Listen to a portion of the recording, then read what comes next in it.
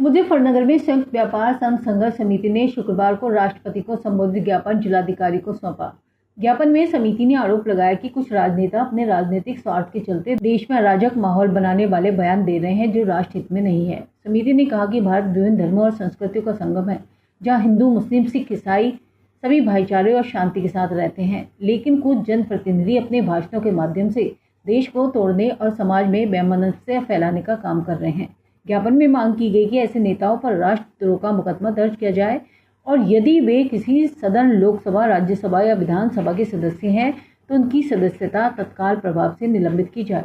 समिति ने हाल ही में दिए गए संजय राउत के बयानों का उदाहरण देते हुए कहा कि नेपाल में जो हुआ वैसा भारत में भी हो सकता है, जैसी टिप्पणियां देश की एकता और अखंडता पर चोट है। ये ज्ञापन दिया, ये बहुत महत्वपूर्ण ज्ञापन है। ये हमारा जो व्यापार संघर्ष समिति है, जिसके अध्यक्ष हमारे क्या नाम जो है हमारे संजय मिश्रा जी हैं, मैं संरक्षक हूँ उसका, और सभी लोग यहाँ पर जो है भिन्न भिन्न उसके काफ़ी लोग इकट्ठे थे जो अभी पहुँचे हैं।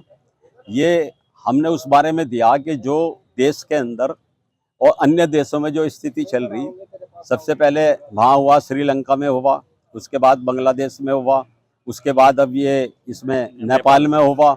जो हमारा विपक्षी नेता हैं उनका एक ही टारगेट रहे, कहने लगा यहाँ भी ऐसा ही होगा, यहाँ भी जो है गद्दी छोड़ के भागेंगे, यहाँ भी तख्ता पलटा जाएगा।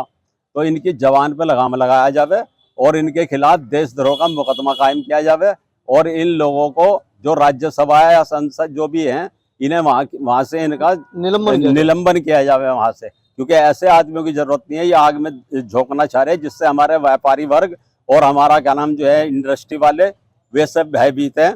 वो इसलिए भयभीत है कि अगर कल को कोई बात हिंदुस्तान के अंदर होती है तो सबसे ज्यादा आदमी नुकसान किसका होगा? अभी देवी आपदा हुई, सबसे ज्यादा नुकसान यहाँ पर किसान का हुआ, सारी फसलें बहेगी, उनके पशु बहेगी है।